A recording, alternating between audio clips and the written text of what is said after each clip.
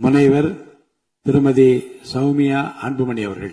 மாண்புமிகு பேரவைத் தலைவர் அவர்களே, மாண்புமிகு முதலமைச்சர் அவர்களே, மாண்புமிகு அமைச்சர் பெருமக்களே, மாண்புமிகு எதிர்க்கட்சி தலைவர் அவர்களே, மாண்புமிகு சட்டமன்ற குழு தலைவர் அவர்களே, மாண்புமிகு சட்டமன்ற உறுப்பினர்களே, உங்கள் அனைவருக்கும் வணக்கம்.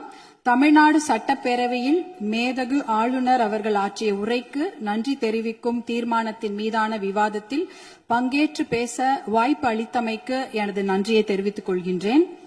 மாண்புமிகு முதலமைச்சர் அவர்களுக்கு மனமார்ந்த பிறந்த நாள் வாழ்த்துக்களை கூறி எல்லா வளமும் பெற்று பல்லாண்டு வாழ பாட்டாளி மக்கள் கட்சி சார்பில் வரவேற்று வாழ்த்துக்களை தெரிவித்து மகிழ்கின்றோம். என்னை இந்த சட்டமன்றத்தில் பேச வாய்ப்பளித்து என்னை இந்த நிலைக்கு உயர்த்திய பாட்டாளி மக்கள் கட்சியின் நிறுவனர் மருத்துவர் ஐயாவிற்கும், பாட்டாளி மக்கள் கட்சியின் தலைவர் மருத்துவர் அன்புமணி ராமதாஸ் அவர்களுக்கும் இந்த நேரத்தில் சிரம் தாழ்ந்த நன்றிகளை தெரிவித்துக் கொள்கின்றேன். என்றுமே அயராது பாடுபட்டு களப்பணி ஆற்றிக் கொண்டிருக்கும் பாட்டாளி மக்கள் கட்சியின் அடிப்படை தொண்டர்களுக்கும் அனைத்து நிலை நிர்வாகிகளுக்கும் என் நெஞ்சார்ந்த நன்றிகள். என்னுடைய தேர்தல் வெற்றிக்கு உறுதுணையாக நின்ற அனைத்து கூட்டணி கட்சி தலைவர்களுக்கும் எனது மனமார்ந்த நன்றிகளை இந்த நேரத்தில் உரித்தாக்குகிறேன். என்மேல் அன்பும் பாசமும் நம்பிக்கையும் வைத்து எனக்கு வாக்களித்த எனது தர்மபுரி சட்டமன்ற தொகுதி வாக்காளர் பெருமக்களுக்கும் அனைத்து சகோதர சகோதரிகளுக்கும் என் மனமார்ந்த நன்றிகள்.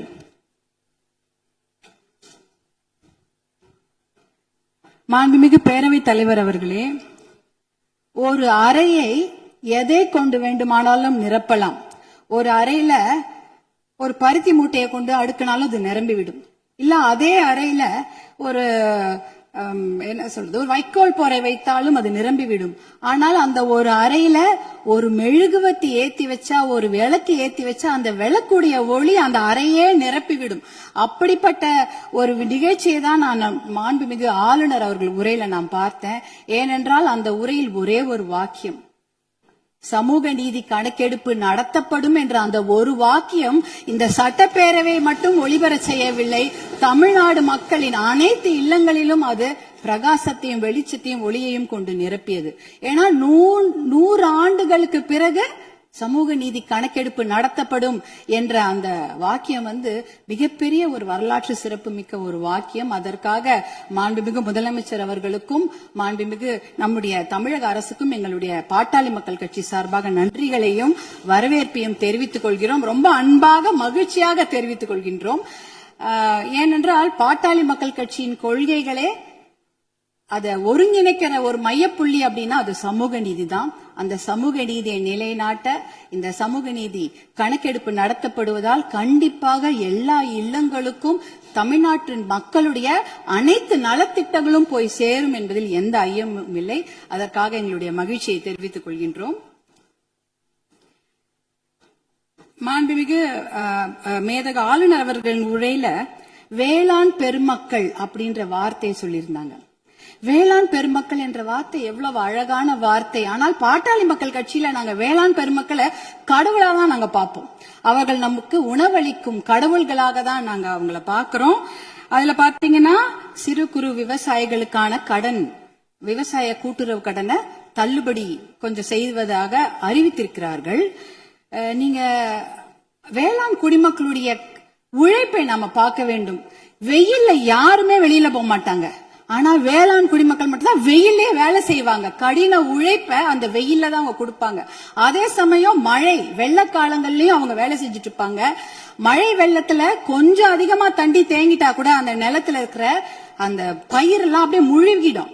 இப்பெல்லாம் போய் பயிர் முழுகிட்டா யாரும் போய் நேரடியா ஆய்வெல்லாம் செய்யறது இல்ல. ட்ரோன் அனுப்பி அந்த பயிர்ல அந்த தண்ணி நிலத்துல தேங்கி இருக்கான்னு கண்டுபிடிக்கிறாங்க. 2 நாள் கழிச்சு நீங்க ட்ரோன் அனுப்புனீங்கன்னா தண்ணியே இருக்காது, தண்ணி வடிஞ்சிரும். அப்ப அந்த ட்ரோன் என்ன சொல்லும்னா தண்ணி இல்ல, அங்க எந்த பாதிப்பும் இல்ல அப்படின்ற தகவலை கொடுக்கும். இப்படி எவ்வளவு பிரச்சனைகள். அதே அறுவடை செய்து விட்டார்கள் என்றால் பாத்தீங்கன்னா அந்த டைரக்ட் ப்ரொக்யூர்மெண்ட் சென்டர், அதாவது டிபிஆர்னு சொல்லுவாங்க, அந்த கொள்முதல் நிலையங்கள், நேரடி கொள்முதல் நிலையங்களுக்கு மூட்டை மூட்டையா அரிசி எடுத்துட்டு போவாங்க. ஆனா ஒரு கொள்முதல் நிலையங்கள்லயும் ஒரு நாளைக்கு இவ்வளவுதான் அரிசி எடுத்துக்க முடியும், இவ்வளவுதான் மூட்டை எடுத்துக்கொள்ள முடியும் என்ற அளவுகோல் இருக்கும். ஆனால் அந்த அளவுகோலுக்கு மேல ஆயிடுச்சுன்னா அந்த மூட்டையை வச்சுட்டு வெயிலையும் மழையிலயும் அங்கேயே இருக்கணும். அது என்னவானாலும் சரி, மூட்டையை அவங்க நிலத்துல இருந்து எடுத்துட்டு போயிட்டாங்கன்னா தனியார் அந்த கொள்முதல் நிலையங்கள் வாசல்லே படுத்து கிடப்பாங்க. மழை பெஞ்சிச்சுன்னா அந்த மூட்டையெல்லாம் உள்ளே முளைச்சிடும், கெட்டு போயிடும். இப்படி எத்தனையோ சிரமங்களை மீறி தான் அவங்க நம்மளுடைய உணவு மேசைக்கு சாப்பாடை கொண்டு வராங்க. அதற்காக அவங்க வாங்குற கடன் பாத்தீங்கன்னா தனியார் வங்கிகள்ல வாங்குவாங்க, தேசிய வங்கிகள்ல வாங்குவாங்க, கூட்டுறவு கடன் வாங்குவாங்க, யாருக்கிட்ட வேணாலும் கடன் வாங்கி அந்த விவசாயத்தை செய்வாங்க. அப்படி இருக்கும்பொழுது அந்த வங்கி கடன்களை நாம தள்ளுபடி செய்ய வேண்டும். மகாராஷ்டிரால பாத்தீங்கன்னா எல்லா வங்கி கடன்களையும் தள்ளுபடி செய்திருக்கிறாங்க. நம்ம தமிழ்நாட்டுல நம்ம கூட்டுறவு கடன், அந்த கடனை வாங்கின கடனை முழுமையாக தள்ளுபடி செய்ய வேண்டும் என்பதுதான் எங்களுடைய வேண்டுகோள். அப்படி ஏன் தெரியுங்களா, தமிழ்நாட்டுடைய ஒரு 3 பேர்ல 2 பேர் விவசாயத்தை சார்ந்த தொழில் செய்யறாங்க தமிழ்நாட்டுல. அப்படி இருக்கும்பொழுது வருஷத்துக்கு நீங்க 10,000 கோடி கடன் வாங்கினவங்க கூட சந்தோஷமா வெளிநாட்டுல வாழ்ந்துடுறாங்க கடனை கட்டாம. ஆனா 10,000 ரூபாய் கடன் வாங்கிட்டு அந்த கடனை யாரா வீட்டு வாசல்ல வந்து கேட்டாங்கன்னா அவமானம் தாங்காம தற்கொலை பண்ணிக்கிறாங்க. 2021, 22, 23 கிட்டத்தட்ட 1968 விவசாயிகள் தமிழ்நாட்டுல தற்கொலை பண்ணியிருக்கிறாங்க. அப்படின்னா ஒரு நாளைக்கு 2 பேர், ஒரு நாளைக்கு 2 விவசாயிங்க தற்கொலை பண்ணிருக்கிறாங்கன்றத இந்த புள்ளி விவரம் சொல்லுது. அவங்களெல்லாம் நம்ம காப்பாத்தி ஆகணும். இப்ப சூப்பர் எல்னினோ வரப்போகுது. அந்த சூப்பர் எல்னினோனா கடுமையான வறட்சி, அதுக்கு நம்ம தயாரா இருக்கணும். இன்னும் எவ்வளவு கடன் வாங்குவாங்களோ அவங்க தெரியாது. நம்ம விவசாயிங்க எங்க இருக்காங்க தெரியுங்களா, 100 அடி ஆழத்தை பள்ளத்துல இருக்கிறாங்க. 100 அடி ஆழ பள்ளம் கடன் சுமையில. ஆனா நீங்க நம்முடைய தமிழக அரசாங்கம் இன்னைக்கு அவங்க 50 அடி ஆழ கயிறு தான் கொடுத்திருக்கீங்க. எப்படி வெளியில வருவாங்க? 50 அடி கயிறை அவன் 100 அடி ஆளும் பள்ளத்து இருக்கிறாங்க அந்த விவசாயிங்க, எப்படி வெளில வருவாங்க? முழுமையாக கடனை தள்ளுபடி செய்தாதானே அவங்க அந்த கடன் பிரச்சனை வெளியில வந்து அவங்க அடுத்த வேலையை பார்க்க முடியும். அதனால நீங்க உங்களுடைய அதிகாரிகள், மாண்புமிகு பேரவைத் தலைவர்கள், உங்கள் வாயிலாக முதலமைச்சரை நாங்க கேட்டுக்கொள்வதுதான், உங்களுடைய அதிகாரிகள் சொல்லுவாங்க, ஐயோ நிதி சுமை, கடன் சுமை, கூடுதல் செலவினம் அப்படிலாம் சொல்லுவாங்க. ஆனா அதையெல்லாம் ஒரு புறம் ஒதுக்கி வைத்துவிட்டு அவர்களுக்கு முழு கடன் தள்ளுபடி செய்யணும். ஏற்கனவே 2000 கோடியா 6000 கோடியா உயர்த்திட்டீங்க. இன்னும் ஒரு 18,000 கோடியா அந்த கடன் தள்ளுபடி, கூட்டுறவு கடன்களை மட்டும் தள்ளுபடி செய்யுங்க. ஏன்னா ஏற்கனவே அவங்க 1 வருஷத்துக்கு தான் தள்ளுபடி செய்திருக்கிறீங்க. அதற்கு முன்னால ஒரு 2 வருஷம் கடன் அவங்க வாங்கி வச்சிருக்கிறாங்க. அந்த கடனையும் முழுமையாக தள்ளுபடி செய்தீர்கள் என்றால் அவங்க கண்டிப்பாக எத்தனையோ கடுமையாக உழைக்க தயாராக இருக்கிறார்கள்.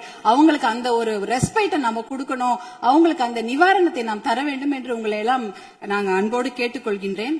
அடுத்ததாக பாத்தீங்கன்னா, தமிழ்நாட்டில் 2026ஆம் ஆண்டில் ஆட்சி மாற்றம் ஏற்படுவதற்கு காரணமாக இருந்தது பெண்கள் மற்றும் குழந்தைகளுக்கு எதிரான குற்றங்கள் கட்டுப்படுத்தப்படாமல் அதிகரித்ததுதான்.